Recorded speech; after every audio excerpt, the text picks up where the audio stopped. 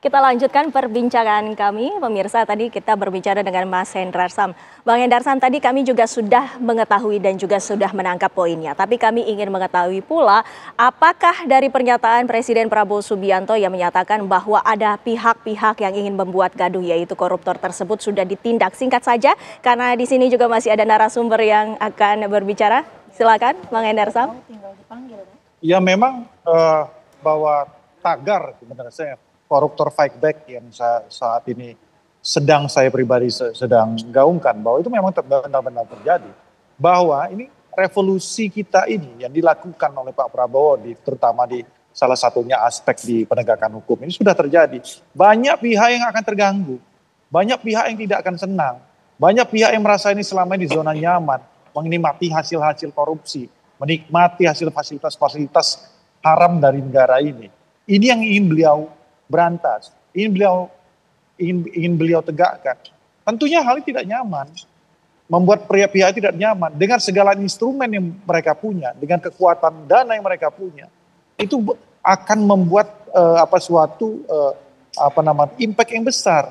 Anda bayangkan saja sampai salah satu insan di media TV itu dijadikan salah satu instrumen buzzer untuk menyerang pemerintahan ini gitu loh.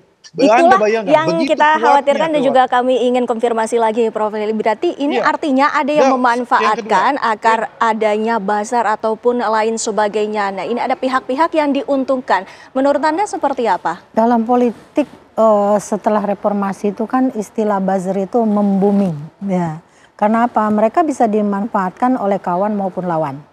Nah, dinamika tentang apa pernyataan Prabowo bahwa mereka dibayar oleh para koruptor. Pertanyaan saya begini nih, yang berpotensi untuk menjadi koruptor itu adalah orang-orang yang dekat dengan kekuasaan. Dan itu terbukti sekarang, toh meskipun tidak pada saat dia berkuasa, sesudah dia berkuasa terciduk, itu terbukti. Rakyat kecil saya tanya bisa nggak korupsi? Nah, mungkin biaya korupsi yang didapatkan oleh mereka yang dekat dengan kekuasaan itu yang katanya disalurkan juga untuk rakyat yang mana? Karena pasti rakyat yang berdemo itu yang murni benar-benar ingin mengkritisi pemerintah, jadi galau juga nih denger ini. Jangan lupa Mbak Windy, kita sering bicara nih di studio tipuan yang mana aja nih, terutama saya ya, bahwa sebenarnya kalau ingin membersihkan diri itu kan dari lingkungan sendiri dulu. Tadi saya sudah mengumpamakan, kalau wamen merangkap istilah, apapun hasilnya yang mereka dapatkan dari kedua jabatan itu, kalau mereka tidak memilih, maka itu adalah bentuk korupsi. Dari situ dulu Pak Prabowo bisa memulainya. Ayo, bahkan mereka nih harus ngomong gini nih, Pak, kami sudah terima kasih nih, sudah dijadiin wamen, kami merasa cukup nih. Yang komisaris itu banyak anak bangsa lain yang lebih bagus dari kami, yang belum punya kesempatan, dan dia punya pengalaman di bidang tersebut. Jika kita melihat bahwa korupsi itu adalah bagi mereka yang memegang kekuasaan. Lebih dekat. Dan lebih dekat dengan kekuasaan. Kebanyakan. Pak Rian, kami juga ingin mengetahui, apakah ini artinya ada manipulasi yang dilakukan?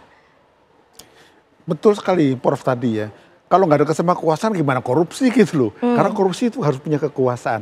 Nah, tetapi yang inti adalah justru saya ingin memberikan masukan dari tim presiden ya, tadi Mbak saya pegang juga, bahwa kita sepakat pemberantasan korupsi itu harus nomor satu, sudah itu. Pak Prabowo, presiden tahu bahwa udah ini yang korupsi kan. Saran kami udah tangkap saja, hukum saja. Janganlah kemudian membawa ke ranah yang lain. Kenapa? Nanti misalnya ketika Bapak membawa kepada ranah misalnya ada yang medsos macam-macam, itu kan beliau jadi letih nanti. Nanti pertarungannya berpindah. Pak Presiden juga sudah mengerucutkan ini bahwa memang konteksnya adalah untuk aksi Indonesia gelap dan tagar kabur aja dulu. Begini aja, yang menjadi ada dalangnya di balik gerakan tersebut. Ini kalau yang ngomong dalang macam-macam adalah orang yang punya data kayak saya gitu ya, bukan pemerintah. Tapi kalau pemerintah punya data, kan udah ketahuan ini orang yang mengerjakan, ini yang menduitin, tinggal tangkep kan, selesai kan. Jadi nggak usah berdiskursus lagi. Kenapa? Masyarakat udah letih. Karena kita udah letih dihajar berbagai isu. Sudahlah, kita sepakat dengan Pak Presiden. Ini yang dalangi ini, tangkap, selesai. Jangan kita buat Bapak Presiden letih. Jadi Nanti lihat ya. Saya potong dikit Mas ya. Ya. Sebenarnya pengkritik ya, teman terbaik itu adalah yang suka mengkritik. Kita rindu suasana ketika Pak Jokowi pertama berkuasa. Ada Fahri Hamzah, ada Fadly Zon yang terus-menerus mengkritik dan teman-temannya. Dan itu membuat suasana politik kan jadi hidup. Tapi kan sekarang semuanya sudah berada dalam kekuasaan. Tentu orang lain yang harus menggantikan untuk mengkritik kan. Lalu kalau mereka mengkritik, lalu kemudian dituduh mereka Tapi kan dibiayai. Siapa yang membiayai? Prof. Lely gitu loh. sendiri juga menyatakan bahwa Iya. sebenarnya Pak Presiden ini sudah baik, bahkan tidak anti kritik. Tidak Nah, anti kita kritik. Tidak, tanyakan tidak. kepada Bang Hendar. Enggak, sebentar. Saya katakan ini tidak. Dengan menyampaikan ini, Pak Prabowo secara implisit dibentuk Ya. oleh ekosistemnya bahwa itu beliau nggak suka kritik. Kenapa? Iya. Karena nampak rasa cemas ada ini gitu loh. Menurut hemat saya biarkan saja, yang penting tangkap saja. Yang memang mengkritik dibiayai oleh siapa, tangkap.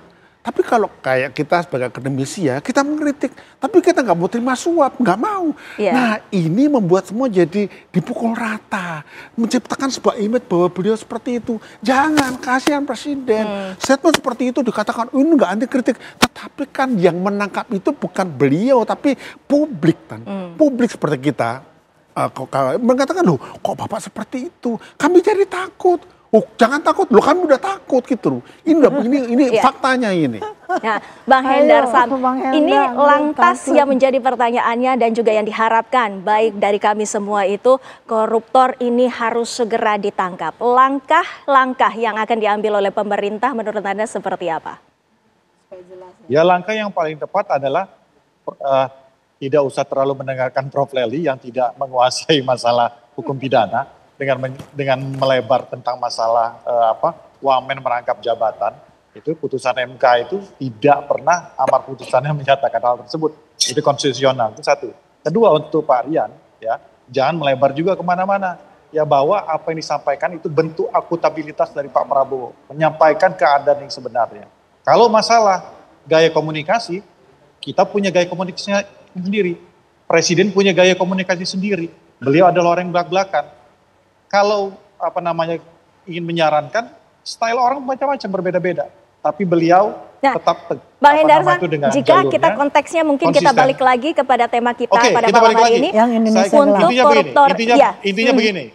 Intinya begini ya. Jadi saya menghimbau kepada penegak hukum untuk setiap orang yang ingin ya kan mendegradasi penegakan hukum di Indonesia, baik itu para akademisi ya, para koruptor dan pihak-pihak lain ya, termasuk lawyer, termasuk penegak hukum juga, saya minta untuk diusut tuntas. Sudah, sampai di situ saja. Saya rasa Pengusutan, itu. ya. Jadi udah, nggak ada.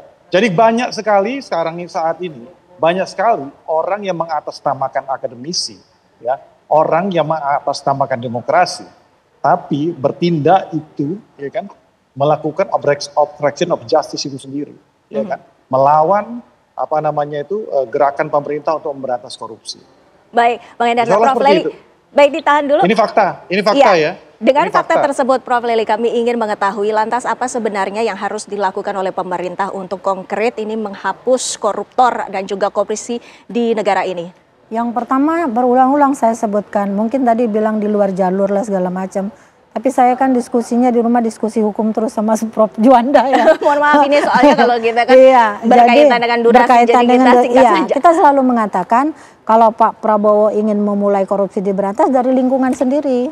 Jadi segala tuduhan yang oleh masyarakat juga diduga gitu di sana dimulainya.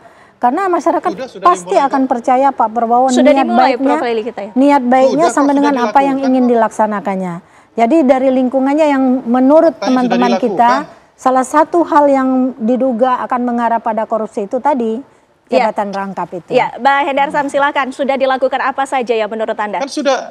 Kan sudah dilakukan semuanya. Sudah dilakukan semuanya. Ya kan? Dari semua lini semua udah. Dari korupsi yang terdekat dari mana coba?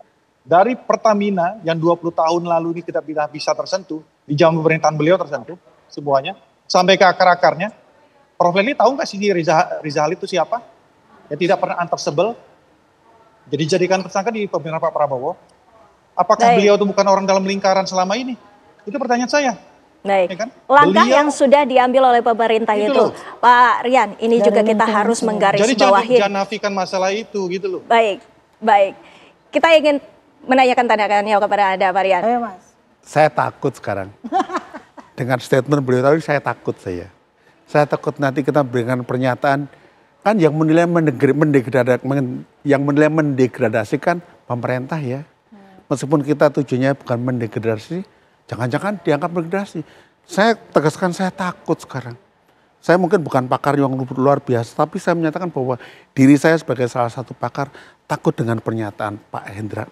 Tapi ini kan kita mengerucutkan kembali kepada pernyataan Presiden Iya. Prabowo bahwa ada di belakangnya ini ada dalangnya, koruptor. Saya Kan enggak. kita bukan dalangnya. nggak usah Begini loh. takut, gitu. Forum seperti ini. Coba kita Pak Rian coba difokuskan dulu tentang masalah itu. Gitu. Jadi jangan melebar juga ke masalah komunikasi dan lain sebagainya. Kita Baik. fokuskan, ya kan, adanya fakta bahwa ada koruptor dan Baik. antek-anteknya Nah, yang saat ini silakan. Baik, melakukan Bang Hendarsam. penggalangan masalah Mohon Indonesia gelap gitu loh. Iya, baik. Mohon itu maksud saya. silakan.